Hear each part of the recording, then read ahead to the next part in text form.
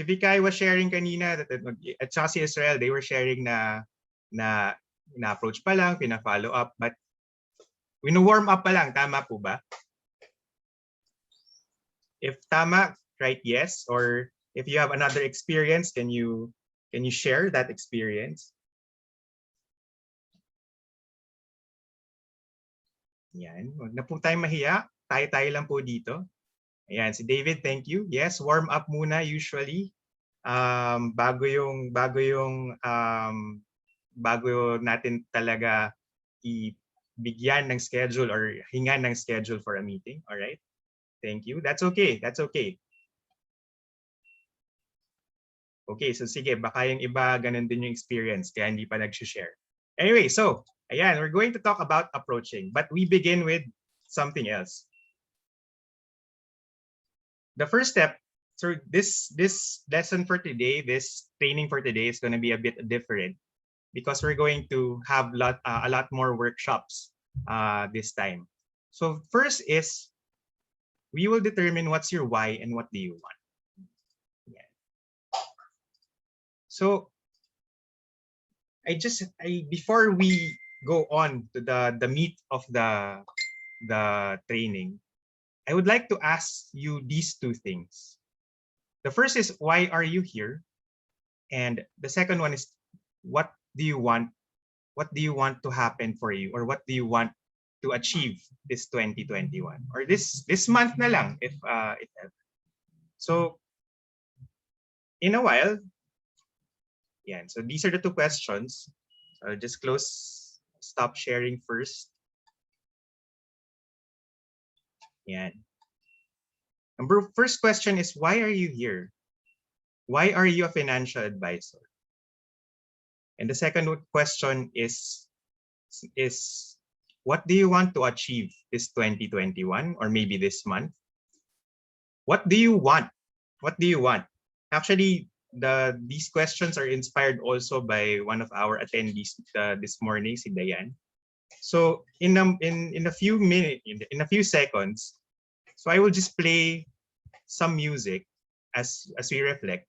What I would like you to do is to take out a pen or a pen and paper, or you can take out your iPad, or, well, if you're using your laptop or your gadget, you can type why you are here. Remember your why. Why are you here? Bakit ka nag-decide mag-financial advisor? And the second one is, what do you want to achieve? So I'll just give you 2 minutes to write that down, and I'll just play a little short song while you do that. Were you able to type in or list down your why, or at least reflect on it? Naalala niyo ba kung bakit kayo nandito? And what do you want for this 2021? Can you type in, if you were able to remember your why and to list down the things that you want for this year? Can you type in ano ba? Why na lang? Why as in the word why, hindi yung letter Y. You were able to discern your why and what you want. Please type why. Yan, si Brian, why? Thank you. Who else? David, thank you. Vikay, thank you. Okay, Dayan. Yan, si Dayan, alam ko, clear na clear yung why niya. Si April, okay, thank you. Thank you.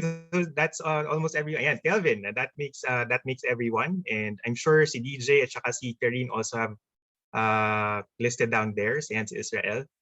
So, okay, can we do a little sharing of our whys and what we want? So, kung nagkakahiyaan pa, siguro ako na yung mauna. So, my why has actually changed. Well, in general, I still want, ang why ko kasi when I joined Starbright, in-interview pa lang ako ni Miss A for the first time, one August Saturday. Yan, so Saturday, yan, naalala ko, I think it's the third Saturday of August ako in-interview ni Miss A back in 2012. I told her I wanted to join Film Life, and my why was I want to make my mom proud. So My mom died in 2009, so I joined film and Starbright after 3 years. I joined after 3 years because ang mom ko was a very, very helpful individual. She's a psychologist and a social worker, and she was helping people. So sabi ko, I want to be able to do the same thing. So my why is I want to make her proud, and I want to be able to help more people just like her. If she did it by behavioral consulting, psychology, counseling, sabi ko, I'll do it through financial counseling. Of course, nag-evolve na siya. I still want to help people, but of course, I also have my new wise, of course, is that I'm going to start a family soon. And I would also, so my new why is my upcoming family, my fiance, and then soon as going to be it's my child or children, uh, with the grace of God. So connecting with that, what do I want just for this 2021? I want to, well, for one, I want to have a successful unit as a leader in Starbright, and for the Warriors. Second is I want to be able to have enough income to get to do the wedding that I want to do, and my fiance wants to do, and of course to have a good married life after that.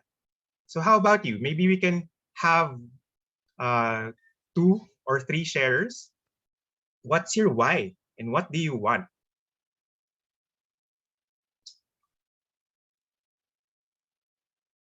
Oh, April is raising her hand. So please, thank you for volunteering.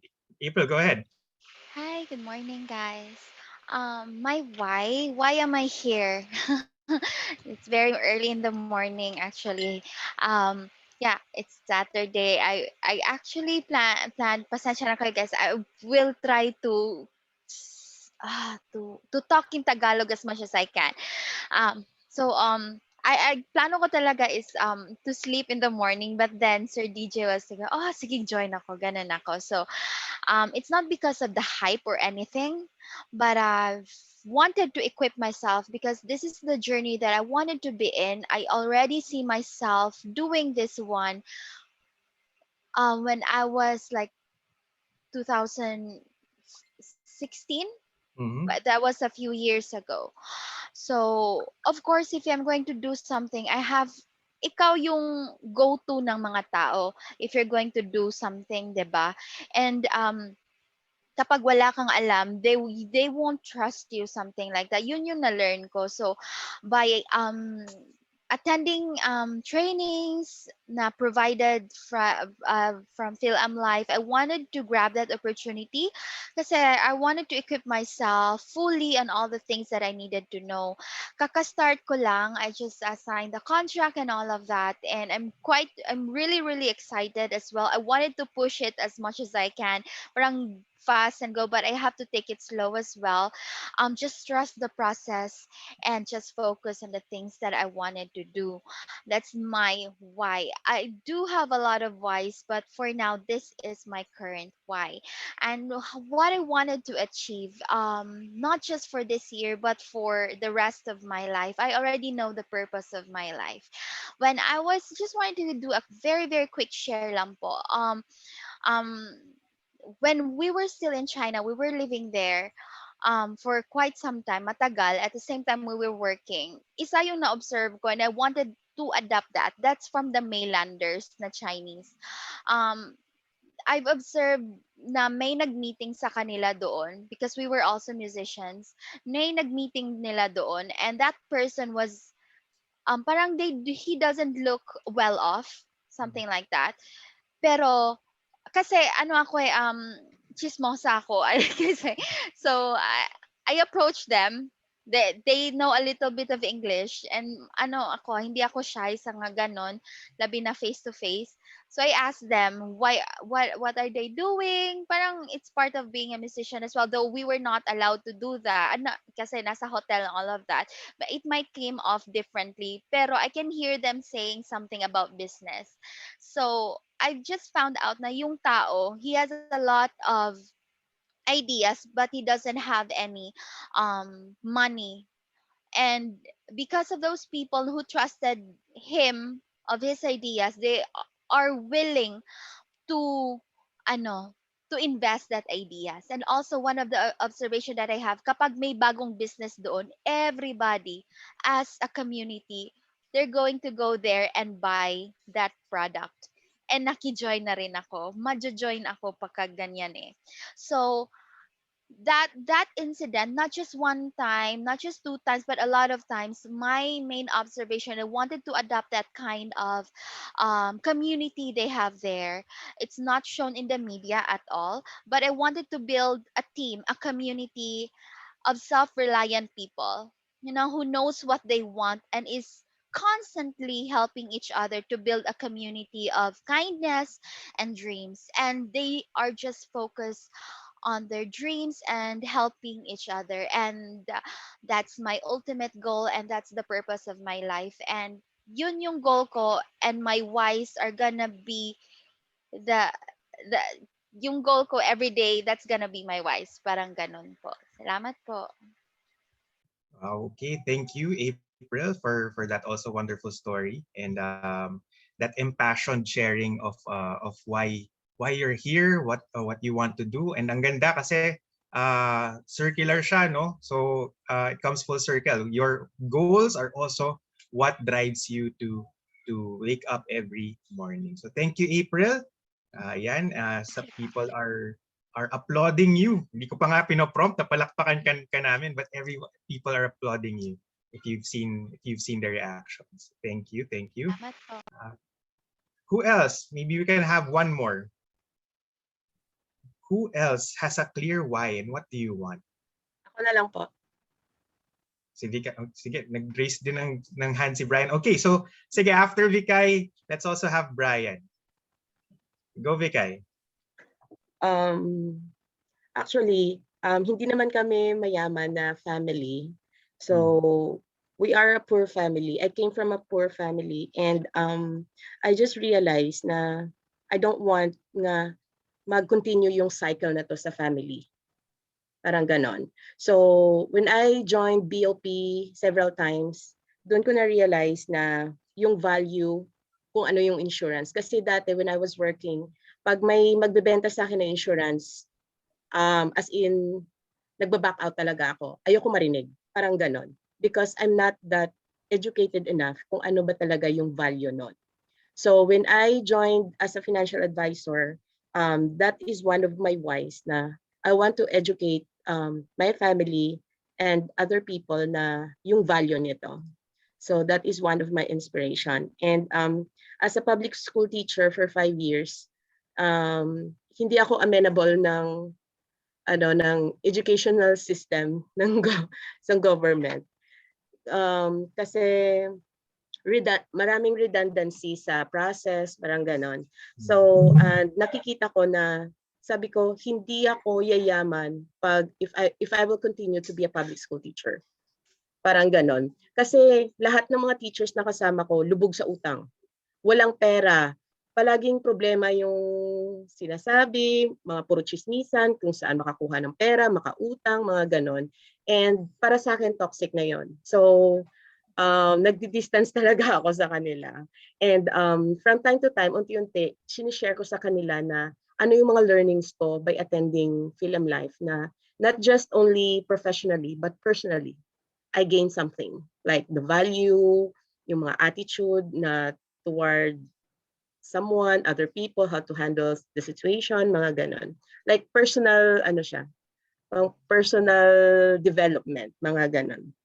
So, doon ko hinuhugot yung why that I'm here. And hopefully, yun yung always na, nire-remind ko yung self ko na yun yung hugot ko and to continue my advocacy na noon, ang advocacy ko lang is gusto kong pumasok sa public school or magtrabaho sa public school para mapaaral ko yung anak ko.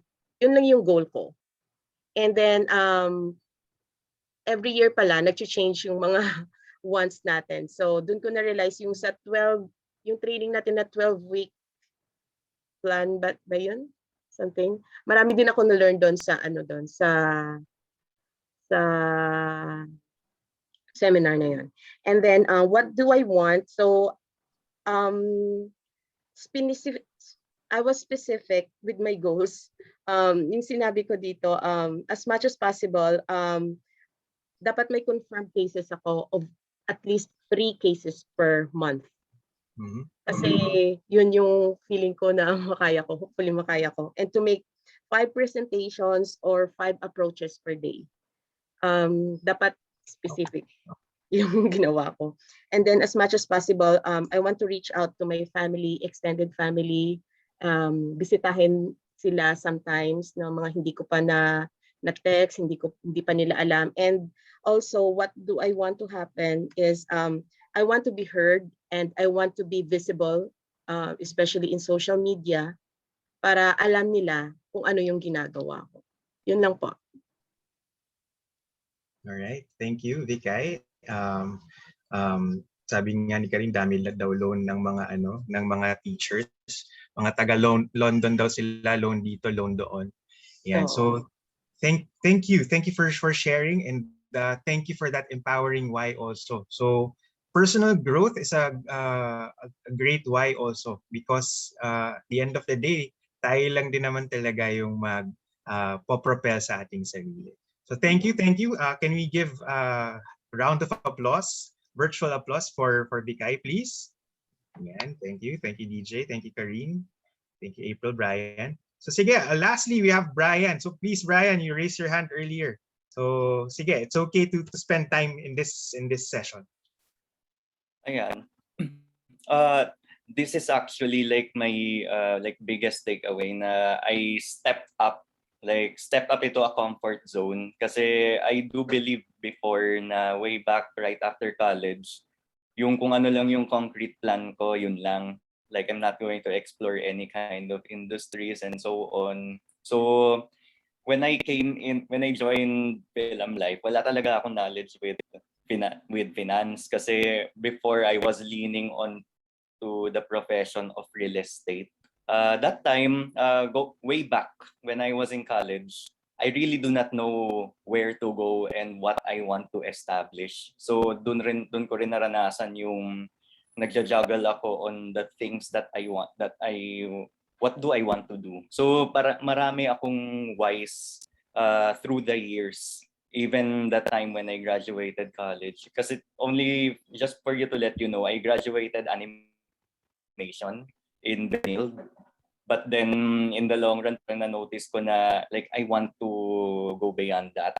Like I don't like just sitting in the computer doing nothing. Kaya that time noon, my mom works in a real estate industry. Since bata pa lang ako, lagi na ako dinadala. And that's the time I know how to entertain people, na yung kung saan man ako mapadpad, I get to entertain my mom's office mates. Tapos doon ako nag-gain ng friends, and also yung naging family ko din sila. Kaya syempre, with that, na sumunod rin ako sa yapak ni mama when I joined Rockwell as sales associate. So nagbebenta ako ng condo noon.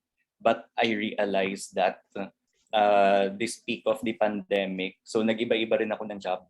So from Rockwell to a brokerage firm to nothing. So yun yung moment na when the pandemic came, I lost my job because the market in the real estate industry, kahit sabihin na may promo sila to sell condos, wala pa rin because people are already seeking for yung necessities, essential. So parang sabi ko, okay, ano bang magagawa ko din, no? Like what do I want? What am I going to do now?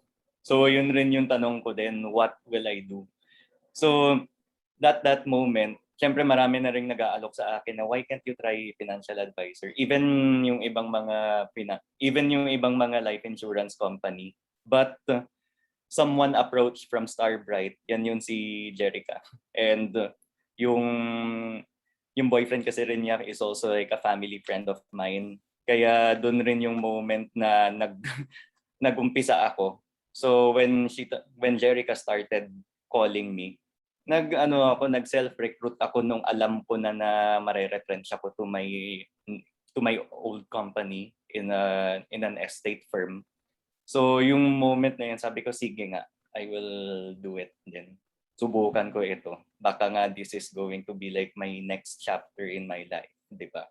And then the moment when Tita Nina also interviewed me and also DJ din as well. Alam rin ni DJ yung story ko din way back kasi syempre during the time 2020, doon ako nag-breakdown.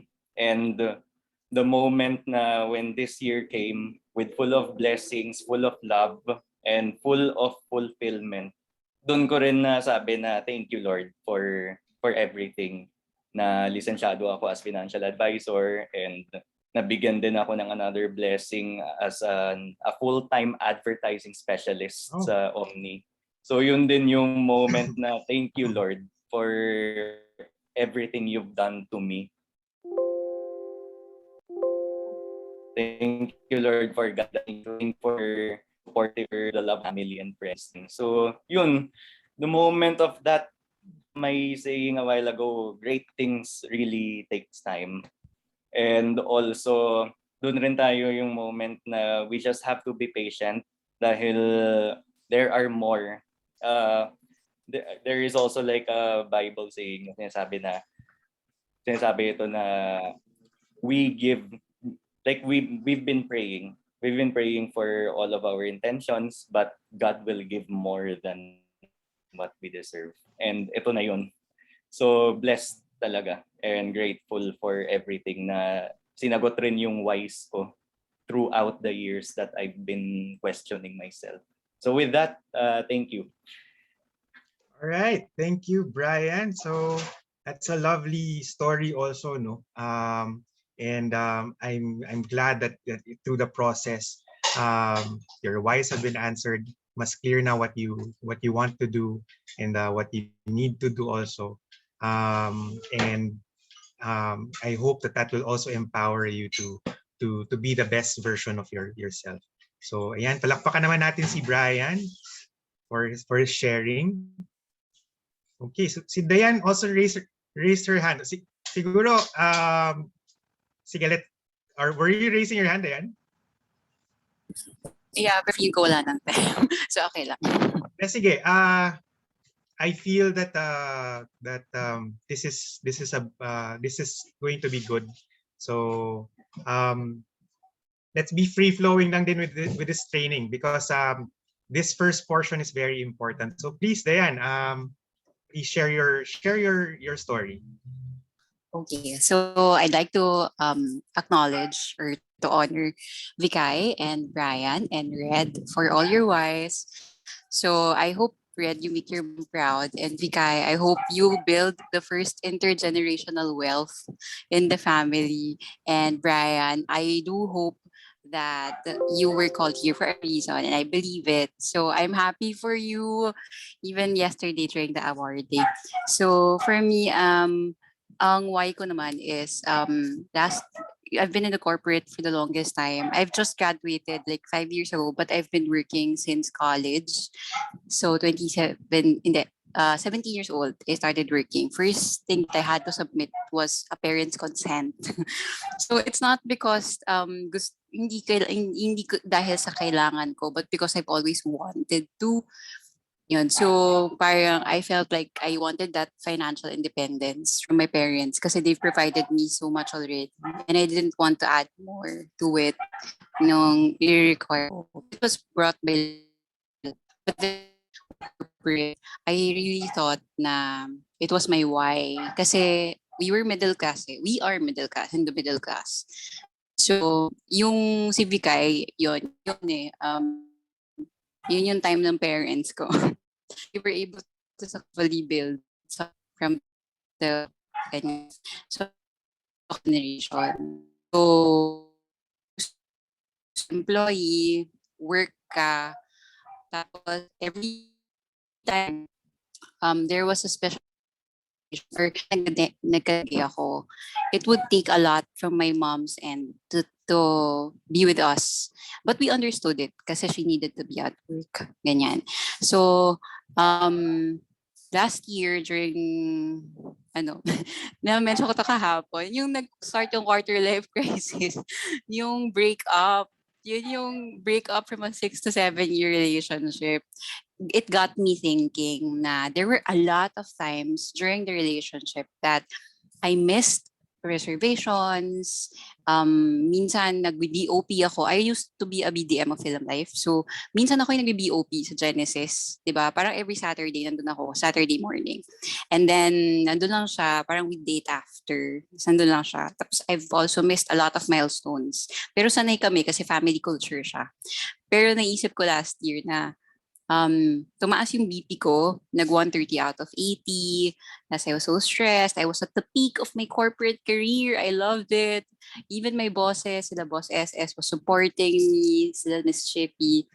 And then, I loved it. And then, yung nangyari yun last year in an instant, parang sabi ko, parang akong nabuhusan ng cold water. Parang na-realize ko na, is this a preview of what my life in the future would look like? Na I'll be in the corporate, tapos I'm not gonna attend to the needs of my kids. Baka ma-miss ko yung paglaki nila. Tapos I'll not have a satisfactory marriage kasi I'm always out. And sabi ko, is this the quality of life that I wanna live? And yung health ko baka mag-suffer, especially may line kami, may cancer, ganyan. So, dun talaga, parang na-realize ko talaga na, you know what, by 40s, I wanna be a tita of Rockwell. Lagi ko sinasabi talaga, tita of Rockwell or alam mo, kahit ni Miss Nina, sinasabi ko talaga yun. Nagsimula siya sa joke, na parang, uy, pagod na ako, gusto ko na maging tita of Rockwell, ganyan. Yung, alam mo yung umaga, merong dalang, smoothie, tapos naka-Lululemon na yoga attire, hatid yung mga anak sa Zobel, Lasal Zobel. Tapos, yung may school na sila in the South. Tapos, meron pa rin thriving career. Tapos, yung sa dinner table, hindi nagmamadali. Hindi yung kapag tinitext, na agit, di ba? Tapos, meron pa rin conversation about business, intellectual conversations, ganun. Sabi ko, ganun yung quality of life na gusto ko. So, that quality of life, hindi lang siya sa glamorous, it would also mean that I would bring options for my kids. Yan. Yun yung pinaka-importante sa akin, na a life of options. Hindi na kailangan magsabi na, uy, anak, sa bonus na lang. yung gusto mo na sa bonus na, or kaya naman, never kami nag-travel kasi lahat ng money napunta sa education. So, alam mo yun, parang gusto ko talaga na live life as it should be lived, which is a life, not just at work. Ganon. So, yun. So, every time na hindi ako gumagalaw ngayon or kumikilos or hindi ako nakikipag-meet sa clients, lagi ko iniisip na I'm gonna be one step farther away from that dream life by 40s. So, one step at a time, as in, tinatry ko i-put up investments, ganyan, one step at a time. Pero lagi lang nandun nakalagay yung isip ko. Pag di ako nagtrabaho ngayon, malalayo ako dun sa gusto ko, which is a life of comfort for me and my kids and my family someday. Yun. All right, thank you, Diane. Palakpakan naman natin si Diane. Ayan, na-mention ko, di ba? Na-mention ko kanina, ang mga breakups nakakapag financial advisor yan.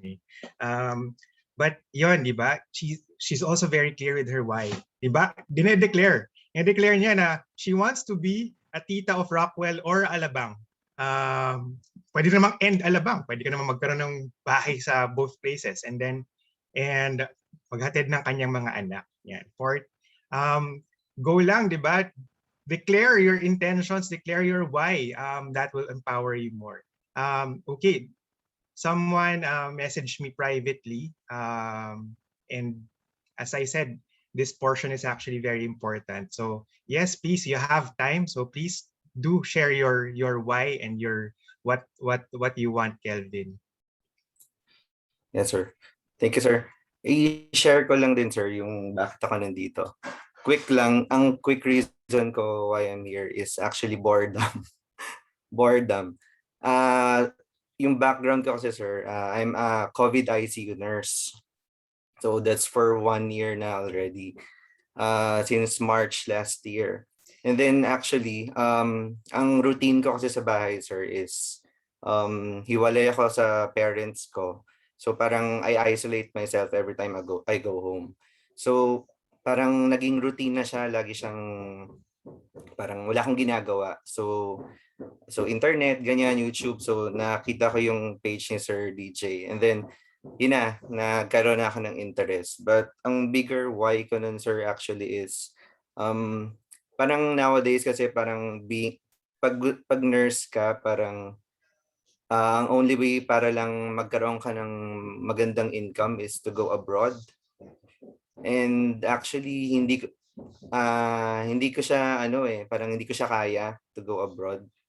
So ako parang anong way ko para ma-increase yung income ko. So actually income din talaga. At the same time, may akong umalis sa Philippines. So yon, parang sabi ko, why not venture dito sa business na to? Since actually parents ko nasa business din ng ganito. Actually, kung alam niyo yung St. Peter, yung mother and father ko nag-work doon after nilang after some time na ginagawa nila yung business nila. So sabi ko, why not ipapasukin ko tong sales? So hopefully kung maganda yung turnout, di baka dito na rin ako magstay. Then yun lang. Then I also want to help others then. And aside from the new environment, kasi parang toxic na rin na trabaho home. Tapos sa bahay, isolated pa ako kasi yun nga, COVID ICU, napaka-high risk nung mga alaga kong patients. And then ayoko rin makahawa sa bahay. Then yun, I want to achieve yung manage my finances, increase my income, and then yun, to help others na rin. Kasi I saw the need also, kung pwede nga lang bentahan ko lahat ng, sorry to say this, kasi yung namin, yung unit namin, parang kinakatakutan siya. Actually, lalo na convert sa COVID ICU. Critical cases kasi siya. So parang, hindi naman sa lahat, pero most of the time, talagang may mga namamatay. Alam mo yan, yung parang, I saw the need. So yun lang, sir. Thank you. All right. Thank you for that, Kelvin, for sharing. Nagulat ako kasi nung una mo sinabi, you did it because of boredom. But as you went on with your story, mas nakita ko yung clarity on what you want to achieve. So palakpakan naman natin si Kelvin. And ayun, and I'm glad, Kelvin, that you're finding your why, your place here. And ladies and gentlemen, it's very okay if hindi pa kayo clear if this is what you're going to do forever. Of course, kami, sana yun yung nakikita nyo din for yourself. But I'm glad that each one of you, lahat ng nag-share, yung mga whys natin, these will enable us to become better versions of ourselves. Now, let me just go back to my screen.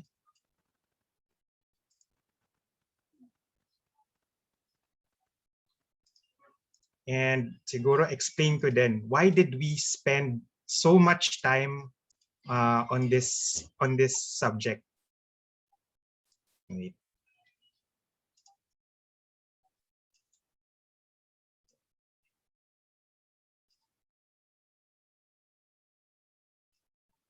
Sandali lang, I'll just restart my presentation.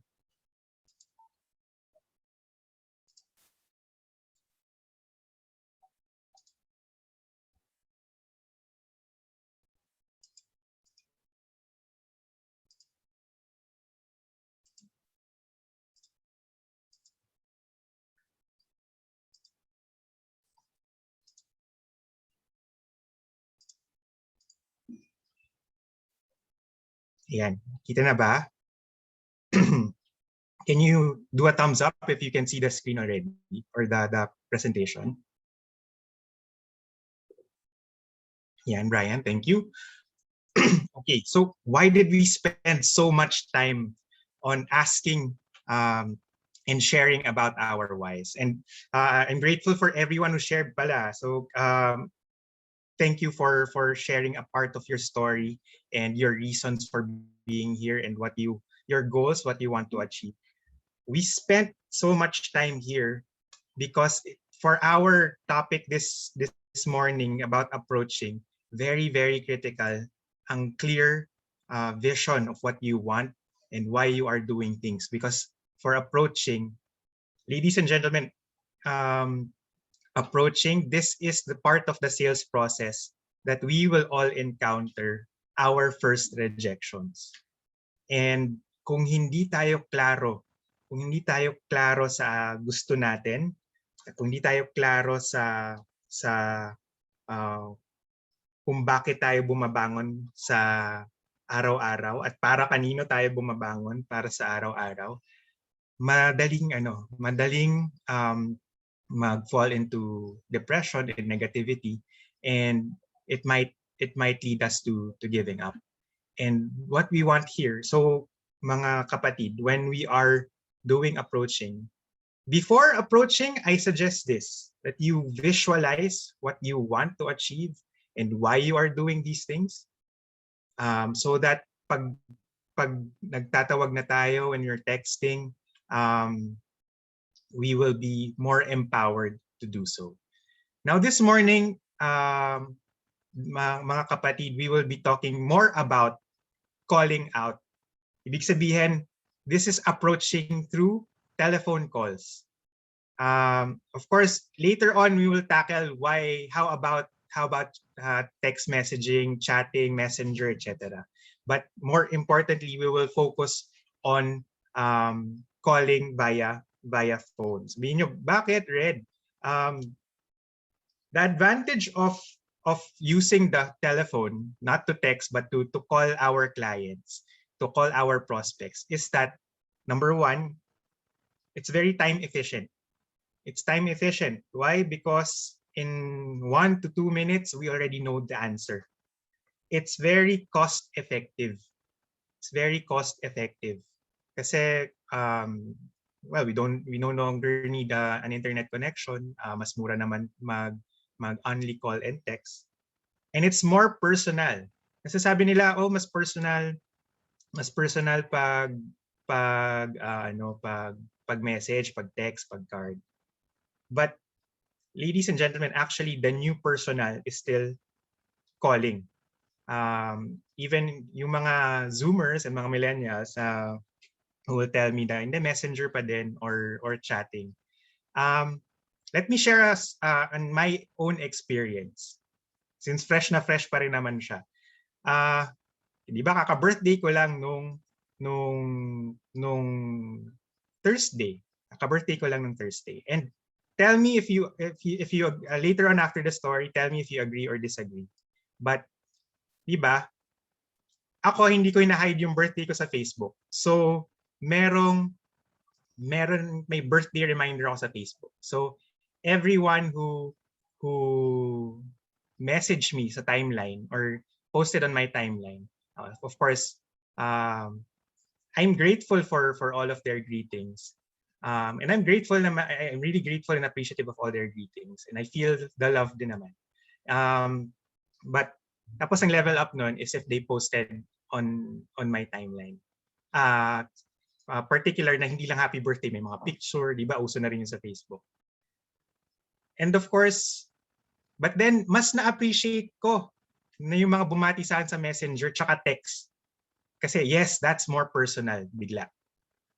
Because di ba, hindi na siya in general. Alam ko, or kumbaga may sense na ako na hindi na lang din siya na-remind kasi ng Facebook. Or kung na-remind man siya ng Facebook, ni-level up niya at minessage ako sa Messenger or sa Viber or sa text. But the one that I appreciate most, especially now na di ba, it's we're in a pandemic and we're locked down. Hindi talaga mabati personally. Are the ones who called. Kasi dinig mo yung boses, dinig natin yung happiness nila, and yung dinig natin yung positive emotions nila through phone call. The tone of our voice talaga sends a lot. So kayo ba, pag binabati kayo sa birthday niyo, do you have a similar experience? If you do, type Y. If you don't, type N. And maybe we can also learn from you. Can we get some answers? If you feel the same way about calling or have a similar experience, type Y. Yan, si April. Why talaga si David? Thank you, thank you. And Kelvin, iba? So those who called me for my... Yan, yes, kasi binigyan talaga ng time. They called me. And we chatted after... We chatted pa. Siyempre, hindi lang naman happy birthday. Mangungumusta pa din yan. So it's more personal. That's why for today, we will focus more on setting appointments or approaching via call outs or calling. Of course, we're not going to discredit din naman texting. We will talk about that later on. But, and again, going back, the reason why I wanted you to be clear first why you are here and what do you want for 2021, what your goals are, is because the first, since sabi ko nga, the first hurdle, or this is the first part of the sales process that we will experience rejection or quote-unquote failure. And kailangan klaro sa atin kung ano yung fuel natin, kung anong nagpapagana sa atin. And the things that prevent us from approaching successfully are these things. It's called reluctance, which is actually based nga, yun nga, the fear of rejection. Ayaw kasi nating ma-decline, lalo na ng mga kaibigan natin, ng mga kamag-anak natin. Masakit ma-reject. Sabi ko nga kanina, pag ang mga nare-reject, nagiging financial advisor. Ayan. But seriously, these are the hurdles that we must be able to jump over para we will be more successful with our calling sessions. Number one is this. Maybe we are afraid to call, or that we are afraid to approach. Kasi kahit sa text, actually all the things we will be sharing this morning, it applies to both calling and texting. Texting nga is actually, or chatting is actually just also part then of the reluctance. Number one is we might have a skewed self-image or social threat. Baka naniniwala tayo, baka meron tayong limiting belief that calls are sure to go wrong. Kumbaga, di ba, I don't know if who have tried calling to set appointments here, but when I remember when I was starting, excuse me, when I was starting and when I was calling, sino dito? Paano ba? Thumbs up kung if you felt this way. Na pagka tumatawag pa lang, first ring pa lang, ang iniisip ko na sana wag sumagot, sana wag sumagot, sana wag sumagot. Dati ganun ako. Dati daw, si Karin hindi nalata. But dati ganun si... Dati. Pero ngayon, medyo confident na talaga. Yeah, thank you. Si Dayan tumawa. So I guess she felt this also at some point. We might have a skewed self-image, or we feel that ang taas no ating limiting belief that it is doomed to fail. That's why iniiwasan na natin kaagad yung pagtawag. Second is this one. Lalo na this is very evident sa mga Pilipino. Intrusion sensitivity. Meron tayong fear of upsetting prospects by interrupting them. Feeling natin pag tumatawag tayo, even pag nagme-message tayo, baka nakakagulo tayo, nakaka-istorbo tayo. Especially during especially pagtawag kasi naririnig natin. But actually that's not true. Kasi who here, can you do a thumbs up if natawagan na kayo ng Citibank or any other credit card or BPI for example, nag-o-offer ng credit to cash, mga ganyan. Any offer. Sino nandito natawagan ng telemarketer? Nag-thumbs up si Ka. Who else? O raised hand. O, may nag-raised hand. Ayan. Si Dayan. Yan, mga tawagan. Pero, notice this. Tinawagan kayo ng Citibank, tinawagan kayo ng BPI, pinatapos nyo ba? Pinatapos nyo ba o binabaan nyo ng telepono? O, di ba? Si Ka, pinatapos. FW, nire-recruit daw siya. Di ba? Nire-recruit. Ibig sabihin, it's actually okay for us to be interrupted. Baka nga, it's okay. And kumbaga, people are kind because kayo mismo, you are kind. Ako din pag tinatawagan, unless talagang kunyari, tinawagan ako ngayon, sabihin ko talaga I'm in a meeting, pero nasabi ko rin sa kanila, please call back. People are actually kind. And while we might be interrupting, it's still okay. Huwag na nating pangunahan kasi pinapatapos talaga tayo ng mga kliyente, ng mga tinatawagan natin. Kasi that's how we are, and how we are, that's also what we apply to others.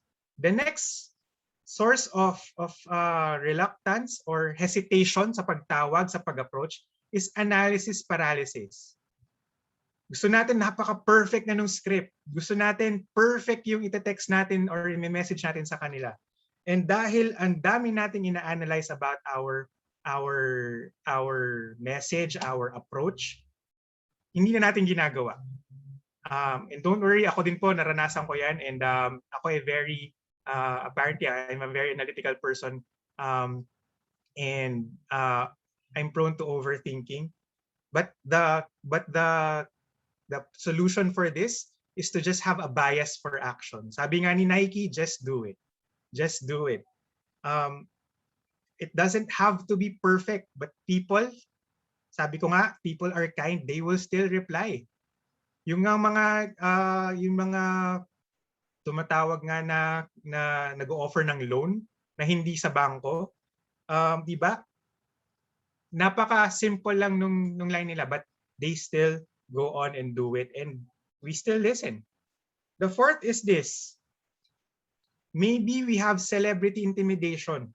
Ibig sabihin, we have a fear of contacting those who are affluent or prominent prospects. Yung mga mataas yung social status. It's actually a fear of being not good enough to talk to them. Actually, the key here is just to also be proud of what you have achieved, and I would just like to remind everyone that lahat po tayo ay lisensyado, di ba? We were licensed for this. We studied for it. We are licensed by a government body for this one. So we are actually qualified to give recommendations, to give advice to the people that we are calling. We are good enough because you passed the licensing exam. And the fifth one is this. Role ambivalence. Baka naman sige, pumasa tayo't lahat, pero baka meron pa diyang konting embarrassment na ako ay isang financial advisor, nagbebenta ako ng life insurance. Ahente daw ako, ahente. Harapin na po natin, agents naman po talaga tayo. We are all insurance agents. Financial advisor, that's something that we would like to call ourselves. So this is also something that we need to work out. That's why it's very important to realize why you are here and why you are doing this. To also take pride in the choice that you have made. 6 is exploitation guilt. Some of us, we have apprehensions that our families, our relatives, yung friends natin, hindi nila makikita na we are out there to help them. Baka ma-feel nila na we're out here. We're here to use them. Gamitin lang sila para maging first sale. But in the sharings earlier, napaka pure naman po ng intentions natin that we are really out here to help. Sila Vikay nga wants to start that generational wealth, diba? We're not exploiting, we're out here to help. We need to remember that we are out here to help. And lastly, baka meron lang tayong group fright. Baka meron lang tayong fear of public speaking. Kaya hindi natin maisip tumawag. And yun, actually, these are all the reasons why calling also is more effective than texting, because it sets aside the fear right away. And kumbaga, ito yung sinasabi lagi din nila ni DJ na by calling, if ever hindi naman natin maset yung appointment, we fail our failures fast. When we text kasi, lalo na pag scene zone, ang tagal nating inaantay yung sagot nila eh. So, di ba, mas may anxiety tayo. But with calling, if you are able to do this, if we succeed, great. And 6 times out of 10, we will set that appointment. Yung remaining 40%, yung 20% pa nga doon yung kalahati. The 2 out of 10 people, baka hindi lang talaga right time. And the 2 other people yung talaga yung ayaw. But to face all of these things and to prepare ourselves for calling is we just need to find out that what our call reluctance is. We just need to be aware kung alin dito yung ating excuse. Let's not mince words na these are just all excuses. And ako, I'm also guilty. Sabi ko nga, I'm analysis paralysis. We need to be aware and to admit this. Because once we admit, we are able to once we are aware of a problem, we are able to solve it. So let me ask you, all of you here, sino dito, anong number na reason kung bakit you might be reluctant to call or approach your prospects? What is your number? So ako po number 3.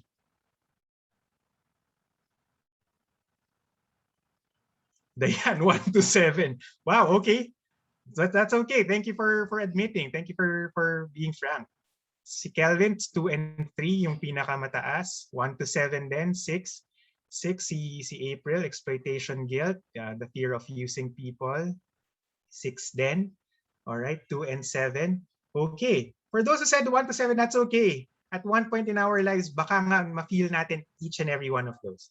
But maybe for those who answered, like ako 3, talagang specific, yun talaga of all these 7, yun talaga yung nag-declare sa akin, 2 and 7. So it's okay. It's okay to have call reluctance. And it's okay and it's great that we admit it because we need to be aware. And actually, what we need to overcome na lang is this.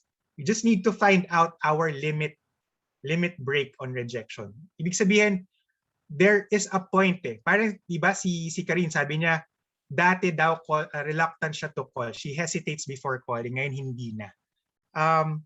Because perhaps she has found out her limit break. There is a point in our life as a financial advisor na makikita natin na, oh, after pala 10 rejections, hindi na masakit. Hindi na ganun kasakit. Kasi we just need to remember din naman that what we're offering is something good.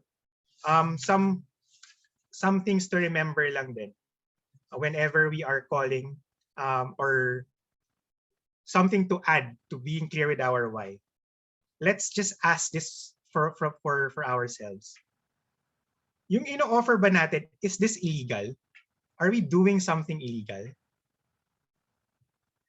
Are we offering something that's immoral? By calling them or texting them, is what we are doing life-threatening? Yeah, it's legal. Mas makakatulong. Diba? If the answer to all of these 4 questions is no, set aside all your excuses and just do the call. So what we are doing is perfectly legal. It's actually a moral obligation for us to be able to help. I forget lang the specific verse in the Bible, but it's in 2 Timothy about life insurance. It's also not life-threatening. Hindi naman tayo mamamatay, hindi rin mamamatay yung tatawagan natin pag tinawagan natin sila. So if it's a no, let's all just do it. So what we're just trying to do is to set aside everything of our limiting beliefs so that we will be able to call and approach with confidence. Okay. Okay, so Red,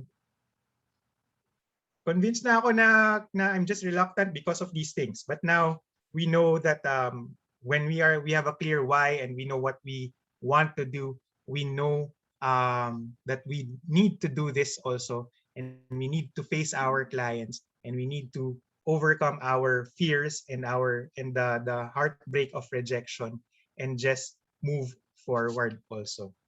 So next is, when that is clear to us, next is to actually write our script. So first is to prepare.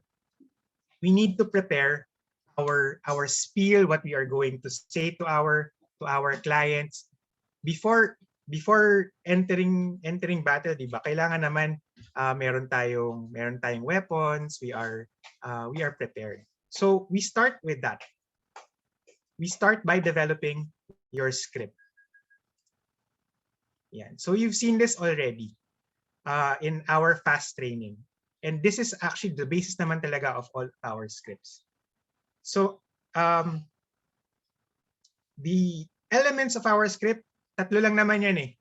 Our opening, our warm salutation, the body, which is our pitch, what we are intending them to do or what we want of them, and confirmation and closing. Yan na po yung pag-set natin ng appointment at ng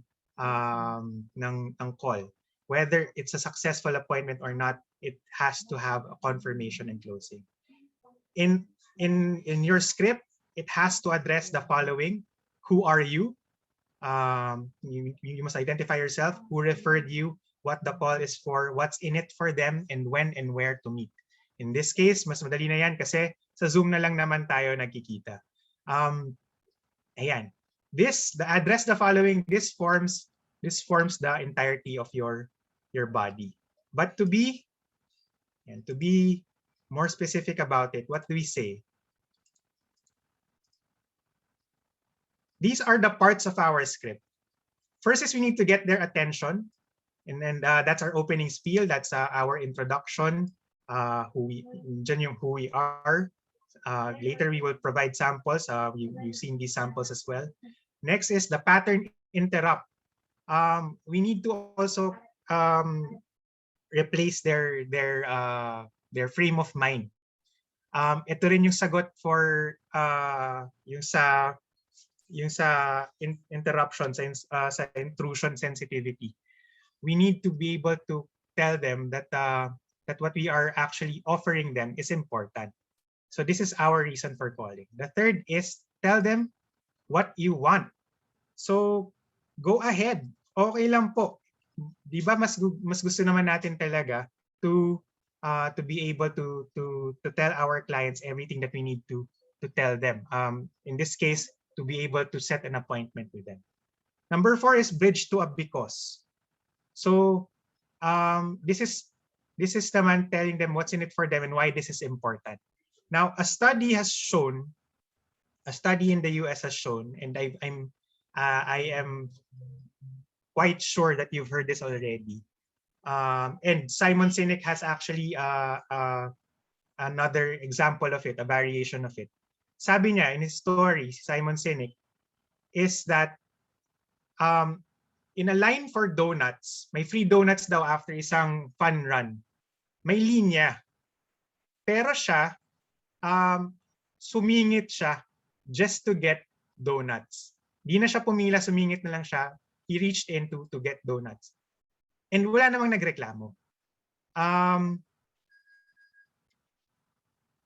Tayo din naman, pag sinisingitan tayo sa pila, have you ever felt na pag sinisingitan tayo, nainis tayo? Pero do we say something? Most probably hindi. And pag nagsabi pa sila na pasingit sa pila,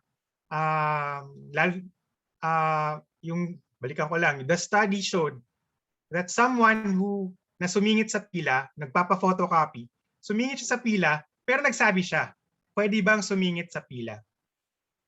94% of the time, pumayag yung nagpapasingit. 94% of the time. So wala pang rason yun. Nagpaalam lang na sisingit siya sa pila. Pero, nung nagbigay siya ng reason, pasingit sa pila because late na ako para sa klase ko. O kaya, pasingit sa pila kasi kailangan to ng professor. And he even gave a reason na walang kakone-connection sa pagpapaserox or do sa academic studies niya. Sinabi niya lang, pasingit sa pila kasi gutom na ako. The study found out that 98% of the time, mas lalo siyang pinayagan sumingit sa pila sa Xerox.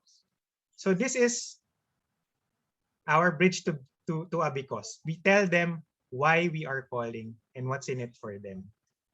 And number 5 is ask for what you want. So number 3 is tell them what you want. I want a schedule with you. And number 5 is ask for what you want. Yan. So, yan. Here so far, if things are clear so far, can you do a thumbs up sign or an exclamation point in the chat box? Yan, Bikay, Dayan, thank you. Karim, exclamation point, thank you. So yung iba hindi pa clear. Is there anything, question so far? Wala? Or yes po, April, thank you. Kelvin? Do you have questions? There are none. Sige, let's move forward.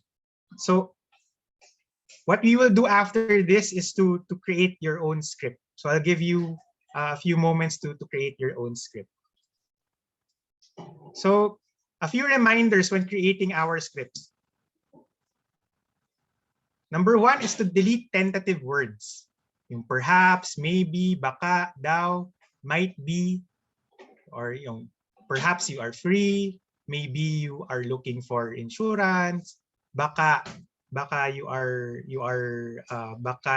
looking for a health plan, sabi daw ni DJ you are interested, you might be interested.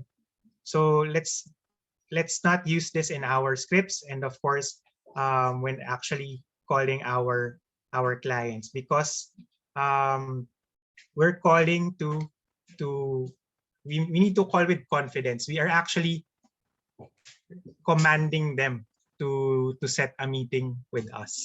So to have a commanding and confident presence, tanggalin natin to. And don't worry, it does take practice, but we will be able to get it down pat sooner or later. Second is there are 2 formulas daw for asking for a schedule for an appointment. When asking for a schedule, so when you write your own scripts, you need to be prepared for 2 formulas. Number 1 is all the way specific. So what do we mean with all the way specific when setting with an appointment or a schedule? We tell them, for example, I'm talking to Dayan. Dayan, I would like to set a meeting with you. Are you free on Monday 3 p.m. or Tuesday 4 p.m.? So it's more specific.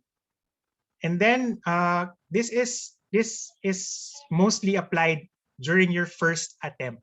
So of course later on we will tackle handling objections, but during our first attempt we need to be specific with what we want, what we're asking them. So Monday 3 p.m. or Tuesday 5 p.m.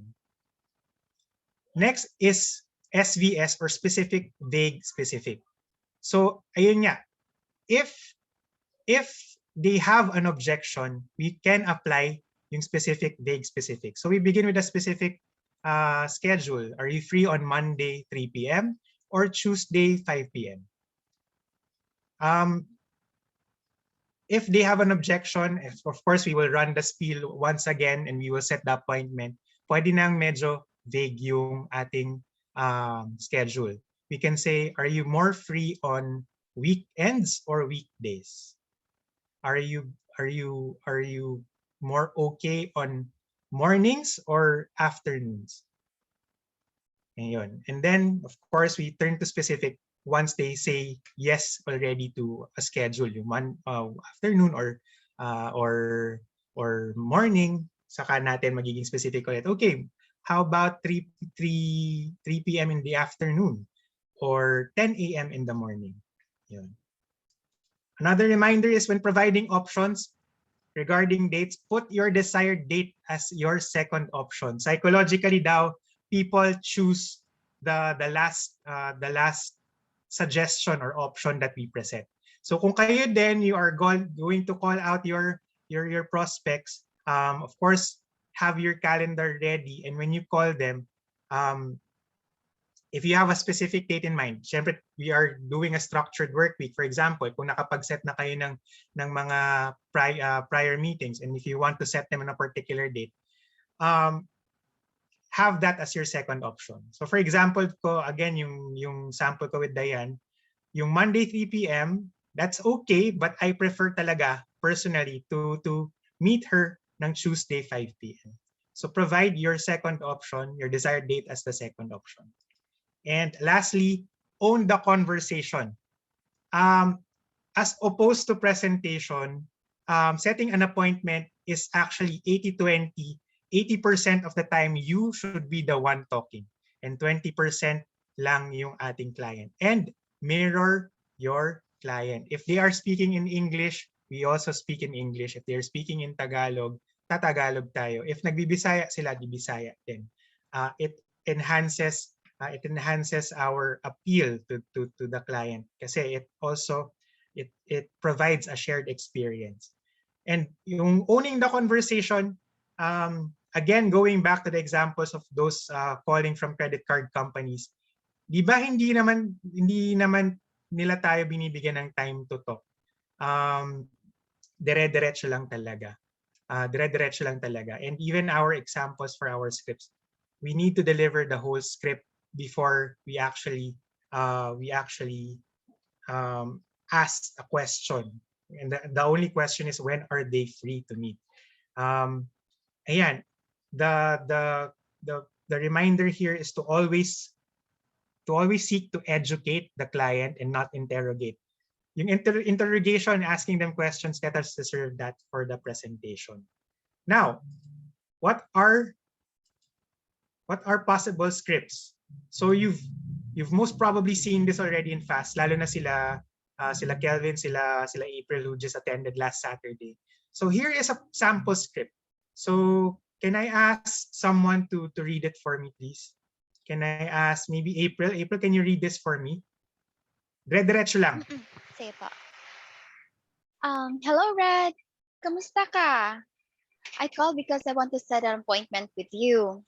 As you may already know, I am now with Life, and I would like to share it and discuss with you our insurance investment options and the things I've learned during the just one second. Sorry po ha.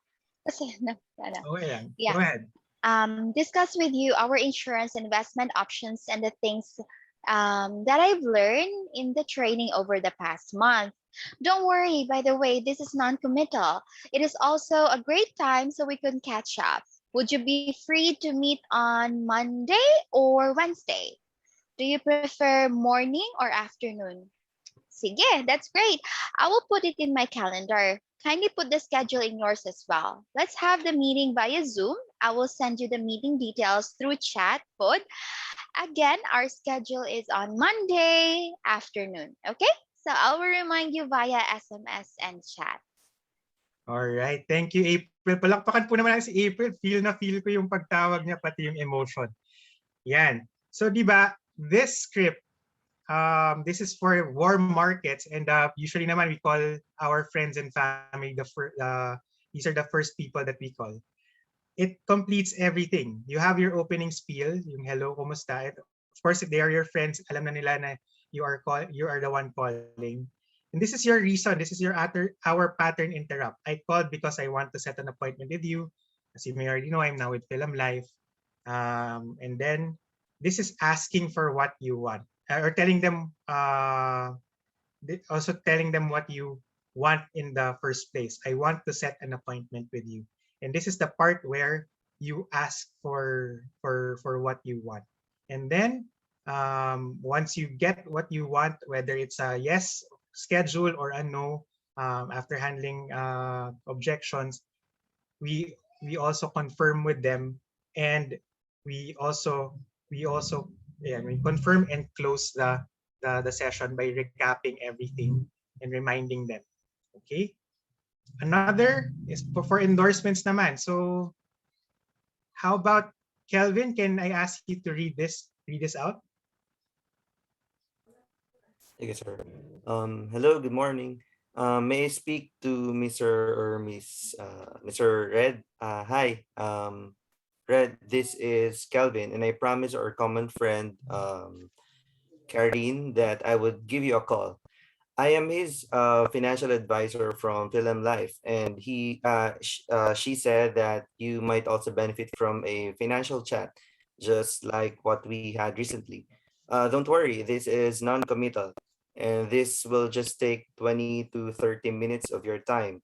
Would you be free to meet on Sunday or Monday?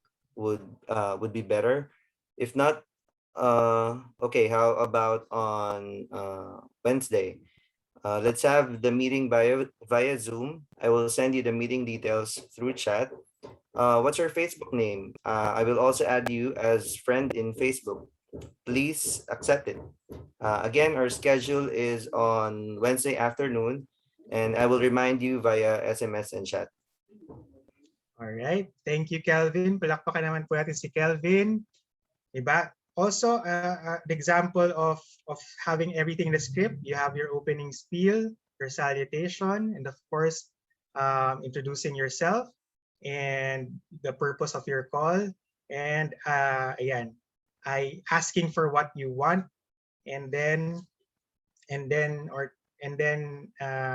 also andito na rin yung bridging to a because. You are calling because you promise our common friend si Karin.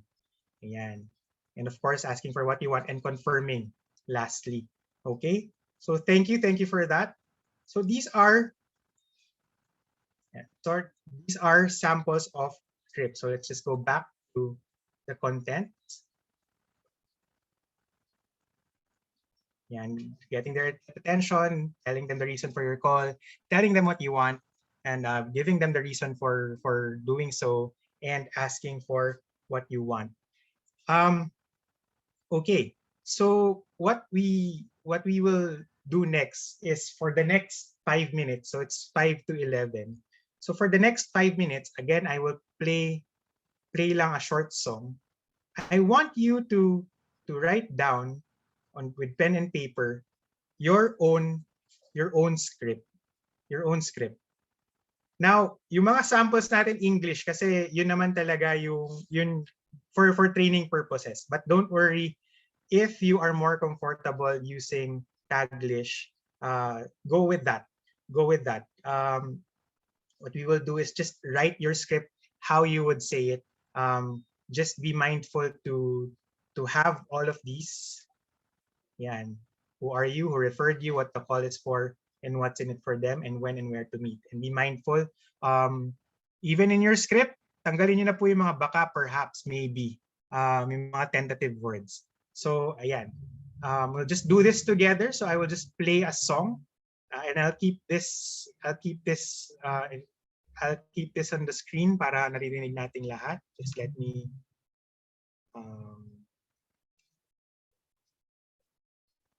yeah, wait lang. Sabi ko kasi sa kanya, can I address that question? Can I address that question in the main group para people might benefit also from the question. And before I say that, gumagalaw na yung picture ni Israel. Nagpalit ng damit pero nandun yung bata. Hi po, hi baby. Cute. Ayan, so ang question ni Brian is this, paano daw paiikliin yung call? paano daw pa-clean yung call when it came to calling a friend, and paano daw isa-segue into the business or to the intention, which is to set an appointment. Kasi mahaba daw ng 5 to 8 minutes yung call that the longest would be mga 2 minutes lang ang setting appointment na call eh. I first asked him, what was your intention in the first place? If your intention in the first place is to set an appointment, yun na lang muna yung i-deliver mong line. When we are doing call outs with prospects, when we're setting appointments, it has to be clear to us that we are calling them, whether it's a friend, an endorsement, or a cold call. We are calling them because we are setting an appointment. And actually, yung kumusta na question, usually naman kasi sinasagot na yung okay naman. We can go straight to the spiel. That's why it's very important to have a script. And even in the script, diba, you can see na diretso agad to asking for an appointment after introducing who you are. Now, in a particular case, paano kung talaga humaba talaga yung sagot sa kumusta eh. And actually, Brian, lumabas yung limiting belief nga na number 1, intrusion, plus yung exploitation. You might be feeling bad na you're calling your friend to set an appointment with him or her. So yun, the first off, set aside those limiting beliefs before calling, and just do it. Tapos that's why we ask you to create a script, have your script ready, and best advice is to have that memorized. I'm sure si Karine already has a memorized script. Sige, then I'll call on you later. Have your script prepared firsthand and be clear with your intention.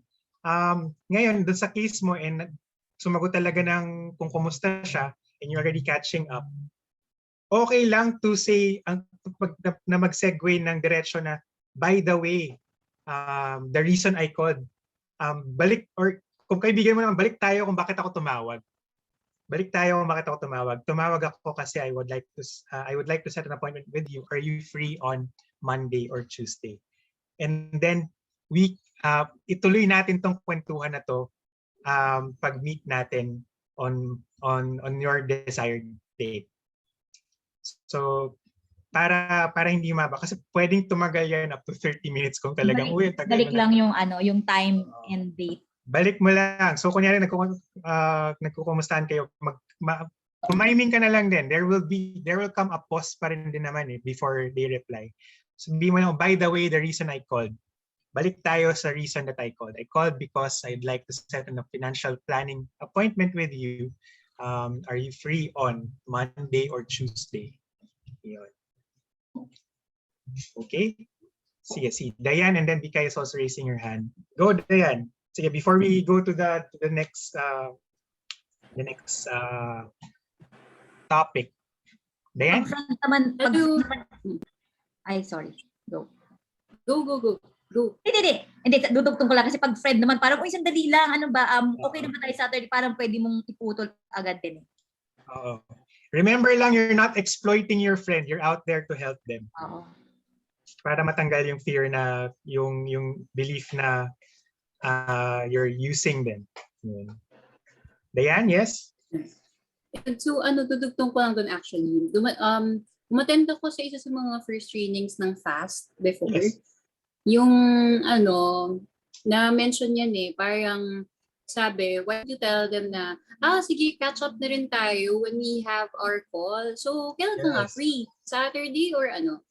Or tapos, di ba, sinasabi mo naman na taga-film life, tapos, share ko sa'yo what I've learned, yan. After sharing what I've learned, tara, catch up na rin tayo. Yan. So, are you free again on ganyan, on ganitong date or ganitong date?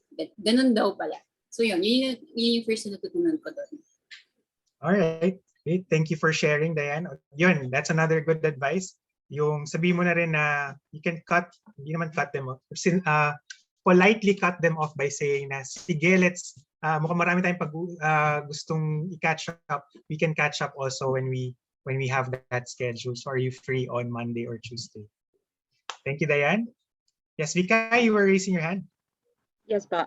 In addition lang din po, kasi nag-call center din ako eh. Oh, So yeah. ang natutunan Perfect. ko, yung natutunan ko, first is may part lang eh. Kasi sa element, dapat may opening, yun yung greetings, purpose or yung intention, and then validation, and then reminders kung kailan yung schedule, and then the closing part. So sa nilista ko dito, take ownership of the call. So ikaw talaga yung kung pwede pa lang 100% take ownership eh. Yung ang goal lang is to set an appointment, and then after that doon na lang kayo mag-uusap kung kailan nyo yung schedule nyo. Yun lang. Yes. Well, ang napakaganda nga sanang scenario na ang sagot na lang nila is yes or no dun sa schedule na pinapost natin. But yes, thank you for that, Vikay. So, and yan, also sharing your own template or your guidelines for setting an appointment. Yeah, in someone who has really practiced it. Who were you with ba in the breakout room? Hello? Sino kasama mo sa breakout room? Si Israel at saka si DJ. And kumusta naman yung experience? Na ano naman namin yung elements na meet, na follow, and then sa akin lang yung i-workout ko yung organization ng nung script ko, and then okay na yung opening and closing, yung sa ano na lang, sa intention or yung body. And then as much as possible, since I'm used for calling before, set appointment setter, so ownership, wala namang question doon. I can take ownership. Siguro feeling ko I can do these things. Great, thank you. I think CDJ can also affirm that with your script. So thank you, no. And I hope everyone was able to deliver and polish their scripts. Dun sa group namin, I just noticed that of course dumulusot pa rin yung mga are you, probably, or perhaps, or baka, or maybe. That's okay. Kasi parang and yan eh. Mannerism natin yan. So also it helps us buy time. But as we practice, as we master our script, mawawala na din yun. Also by mastering our script, yun din, Brian, we will be able to deliver everything in 1 to 2 minutes. Yun, okay? So with that, you just need to polish our script and believe in your script. As long as it has those elements, just do it. Huwag na tayo mag-analysis paralysis. Okay, so let's go back to our topic for this afternoon. Just a few more slides, and you've seen this naman na, so these are more reminders than new lessons for you. So repetition daw helps with retention.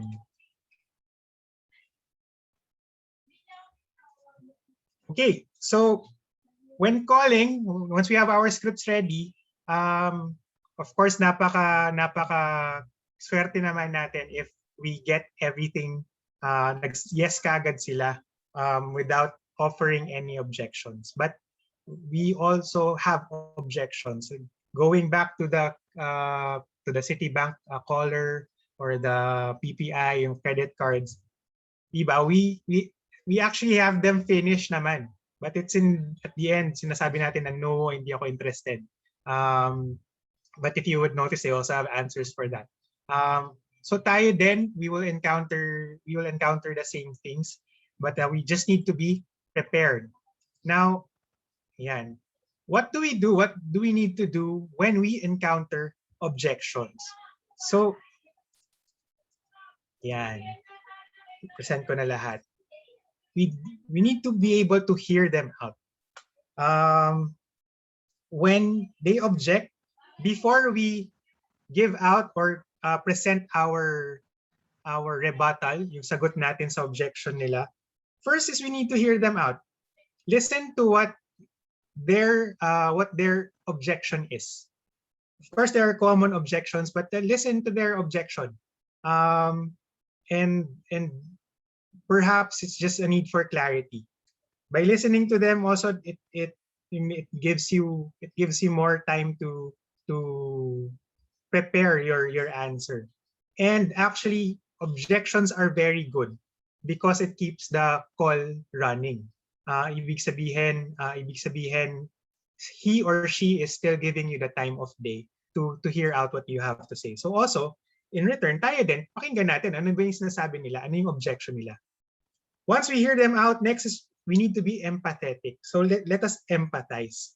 Ito naman yung let's put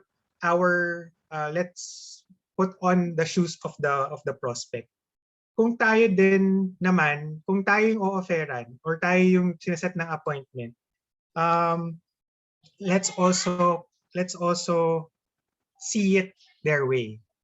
For example, if they're busy, of course, let's empathize. Empathizing, kasama na dyan is our tone of voice and the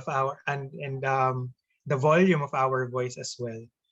In empathizing, this is also mirroring our client or the person that we are calling. So yun din yung pag nagtagalog sila, Tagalog din. Pag nag-English sila, answer their concerns or their objections in English. So that's part of empathizing. We are putting ourselves in their shoes. Next is acknowledge. Acknowledge and ask for further information if need be. Acknowledge and ask so that we would be able to connect with them. Acknowledge by saying now, for example, ang concern is I'm not interested. Acknowledge na I see ma'am, I'm glad that you said that you're not interested, because I would like to.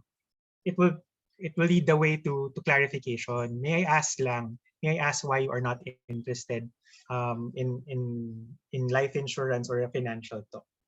Tapos doon lalabas kasi yung the real objections. But always acknowledge them, or basically A pa rin naman siya, you can affirm them dun sa fears nila, dun sa objection nila, dun sa mga doubts nila. And fourth, or R, is rebut.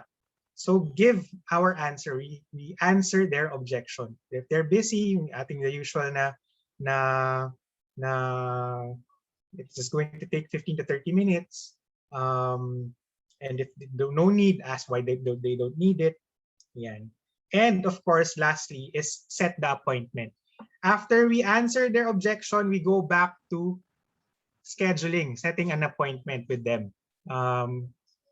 Going back to my example with Diane, siguro si Vikay naman kausap ko. If I told Vikay na in the first delivery of the script na Monday 3 p.m. and then Tuesday 5 p.m. And then may rebuttal siya, and once I answer the rebuttal, once I go through hearing her out, empathizing, acknowledging, and answering her objection, and rebutting her objection, I will go back to are you free? Are you better? Is your schedule better on weekdays or weekends? So since yung specific na decline na, let's try a specific, vague, specific na approach naman. And then we can transition to specific again. Yeah. So here's we need to really listen to the client. We need to hear them out, empathize, acknowledge, rebut, and set the appointment. Of course, I'll show you the common objections. You've seen this in FAST. I'm not interested. So may I know the reason why you are not interested? I understand that you may not be interested in something you may not have fully understood yet. So I will not dwell on this much anymore because you've seen this already in FAST. And in any case naman, how we answer this would largely depend also on listening to them intently. And again, yun lang din. When answering objections, we just need to answer them in the way that they ask also. Kaya di ba may English dito at may Tagalog. Kung may Bisaya, of course, you can use the Visayan version for this. And I'm too busy. I'm sorry, but I can't afford it now. I don't need it. Now, yung common objections. Now, just to add to that, yung ano pa ba yung mga other tips. Ito yung pinaka-common, but sometimes we have objections that are out of the box. Some tips lang baka kasi ma-encounter ninyo. Paano kung ang tanong sa inyo, wait, where's my notes? Paano kung ang tanong sa inyo is yung kunyari, ang objection is, lalo na pag-endorsement, na DJ, I'm calling because Dayan, I promised Dayan, our common friend, I will call you. Ang objection niya, di pa ako tinatawagan ni Dayan. Sabi, di pa ako tinatawagan ni Dayan to inform me. Pwede niyong sabihin para naman hindi rin nakakahiya in the part of the endorser. For sure, nauna lang yung tawag ko. And of course, for those na we might encounter people na mas malalim yung yung objection, lalo na yung sa mga paano yung mga napasunan ng insurance. Hindi siya naka-claim, hindi siya or nami-mix up tayo with education plans before, pre-need plans. We need to really listen to them very well. Yan. When answering objections, we just need, so isang power phrase when calling endorsements is to say na I promise, I call. But when handling objections, we just need to answer or itong mga keywords na to when dealing with objections. Kasi yun naman usually yung objections na I don't need it, I'm busy, wala akong budget. Or email mo na lang or sabihin mo na dito during this phone call or this text message. When they're busy, we use it's just going to take 15 to 30 minutes. If the objection is about budget, we just tell them that there's no obligation or commitment to buy. If they want you to email it, you just say that the proposal is confidential and it will be better if I show you and explain it to you in person or face to face. And if they want to discuss it over the phone or via message or text, you can say that may materials kasi akong ipe-present. So I need to see you and present to you these materials so that they will give you that 15 to 30 minutes na schedule. And then some tips and techniques. I mentioned this earlier already. When we are calling and we are handling objections and we are being objected to, remember lang that we are doing them a favor. So wag po tayong panghinaan ng loob kung humihin ang dami-dami lang objection, naubos mo na lahat nung nandun sa common objections na rebuttals, pero nagno-no pa rin sila. Remember lang that we are doing them a favor. And what we are doing is noble, and we are out there to give their common for their highest good. Second is we don't say sorry. So when making our calls, we never say sorry unless we made a mistake. So for example, si Karin, tinawag ko during the call na, hi, this is Miss Karen. It's Karin actually. Sabing, that's the only reason that we say sorry, because we made a mistake. But we don't say sorry for being an interruption, because we are not an interruption. They will gladly take on the call because humans are inherently good, and that they will give us the time of day. We don't say sorry for a fault of another advisor or another company. We don't say sorry if hindi sila nakapag-claim ng PhilAm, from PhilAm, for example. Kahit from PhilAm, because that's actually not our fault. And we don't need to say sorry for the company. We just say sorry if tayo mismo yung nagkamali, which is basically sa pagkakadinig lang naman sa kanila or sa siguro in the name or sa clarification for their meeting place or at meeting schedule. Next is we never negate other companies. So if we encounter an objection na parang pare-pareho naman kayong life insurance, pare-pareho kayong kinukuha niyo lang yung pera namin. I actually encountered that kind of objection. Instead of saying na hindi sila lang po yun, we never negate other companies kasi ang kasiraan ng isa is kasiraan ng buong industry. That's why when handling those kinds of objections, it is better to really listen to them and find out how we can help. But we never put down the other company. And kung paano pag ikaw na pala yung pangalawa o pangatlong advisor na tumawag, meron ng taga Sun Life, meron ng taga Pru Life na tumawag, and tinanong kayo, pangapat ka nang tumawag, but ano bang mas maganda sa inyong lahat? Ang pwede mong, you can say, instead of negating the company, pare-pareho pong maganda, ma'am. Yan. Tingin ko po pare-pareho maganda. And then, of course, we can adjust to their age. What do we mean? What do I mean? When calling pala, so something to note lang. If you're calling someone of the same age or younger, you can use their first name. So, ayan. So I just call Vikay, Brian, Karim, DJ.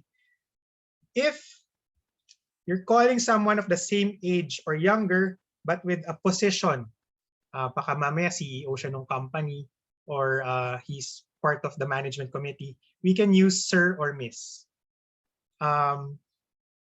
Actually, better if we are able to use Mr. Pero baka hindi kasi pa tayo sanay using Mr. and their first name. So we can use sir or miss. Miss Vikay, Sir DJ, and okay lang yan. If it's a natural market, by all means, use their first name. Or kung meron man kayong term of endearment, use that term of endearment. Kung mare, or mamshi, ganyan, pwede. If you are calling someone or texting someone older than you, again, you can use miss or sir in their first name. But if it's someone from a corporate account or talagang formal, you can use their last name. So Miss Casuyo, for example, or Sir Di Maliwat pag corporate account. Or Mr. Di Maliwat. Yan. Ayun. Since it's 11:45 already, siguro for this module, we'll just skip the practice for the handling objections. I'm sure you will encounter more of this naman during the other sessions. And if you need to practice naman, just call on us, call all your unit leaders. Okay. And lastly, just some general reminders and final reminders. Ayan, so as I mentioned earlier, how about chatting? Bakit di na lang tayo mag-chat, mag-messenger, lalo na ngayon, age na ng messenger, ng social media. So what we are just saying is chatting is okay. That's also a good way of connecting with our prospects and setting their appointments. What we are just saying is that it takes a lot more time, and it becomes detrimental to us lalo na pag we are scene zone, and lalo na pag we are declined outright.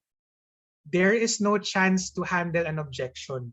Kasi pag sinabi niyang no, for example, we chat na are you free to meet on this particular date? No. There's no chance for us to answer. Because iba medyo one-sided ang ang chat or messaging. All the power is with the client. We need to bring the power back to us. Diba nga, we need to own the conversation. But it's still okay because diba, it can still be used as a tool for selling. And actually there's a whole different workshop for that, which we can also tackle in Rookie Academy and in the following other trainings of the agency. What we suggest instead is we use our social media and the means to connect via those social media for their actual advantages. For example, for Facebook, it's a good way to advertise ourselves passively and it's for free. It's good for generating leads. So for example, lahat po ng bumati sa akin nung birthday ko, nag-like at nag-comment dun sa aking picture or dun sa mga nag-post, lahat yon actually are your leads. So tatanggalin ko na lang po lahat ng bumati sa akin, taga-Philam or taga-life insurance industry. But even then pala, the other companies, sometimes they seek help from us. So they are still viable sources of leads. And of course, it's a good means of reconnecting. I'm going to borrow a page out of Diane's book kasi nag-segmentize na rin siya ng digital platforms and social media platforms. So sabi niya, Facebook, it's more for the family and lifestyle. IG is more for being cool and projecting your hobbies and being young. And LinkedIn, that's more professional and that's more formal. So that's more stories based ganyan. So if you want to approach using those media, those various social media, you can do so tapos may sariling voice din yun. And actually, as I said earlier, everything that you can apply through a phone call, you can apply that through messaging. And ang advantage nga is that through phone call, we are able to respond talaga, especially if they have objections. Hindi kagad sarado yung pinto. Okay? And please remember, lastly, please remember these 5 things. As prospecting is important, and after prospecting, please don't skip phone prospecting every day. Please always have time to prospect via calls or call them to set appointments every day. Kahit na 15 minutes, 30 minutes, 1 hour, but just do it consistently so that we will always have consistent presentations also and set appointments. Second is plan ahead of time. Set nyo na, when are you going to do your call out prospecting? Are you going to do it in the mornings, the afternoon? So plan ahead of time sino yung tatawagan nyo on this particular day. When calling, put a small mirror in front of you. Para diba, there's a benefit also. Actually, parang you're looking at someone while you're calling. And of course, since you're looking at your own face, it's a trigger for us to smile and to also have that positive outlook. Nararamdaman po yan sa tawag. Nararamdaman po yan sa tawag. Pag iba pa rin ang tone, pero di ba nararamdaman natin pag nakangiti yung tumatawag sa atin. Yan. And of course, practice. You can do this through role play. You can role play with your fellow rookies. You can role play with your fellow advisors in the unit or in the agency. But please practice. And kung wala talaga, you can practice in the mirror. And number 5 is please memorize your script by heart. Once you memorize your scripts, diretso na lang yan pag tumatawag na tayo sa actual na call. Yon. And with that, thank you. Do you have questions or clarifications?